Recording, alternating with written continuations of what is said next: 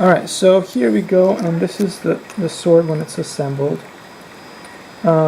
It's up to you how long you want the blade to be. You can cut it if you want it to be shorter. I cut it a little bit, like that.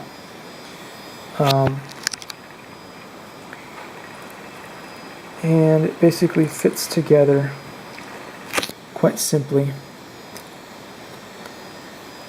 I'll put this piece, and a good idea is to glue the pieces like this on top of each other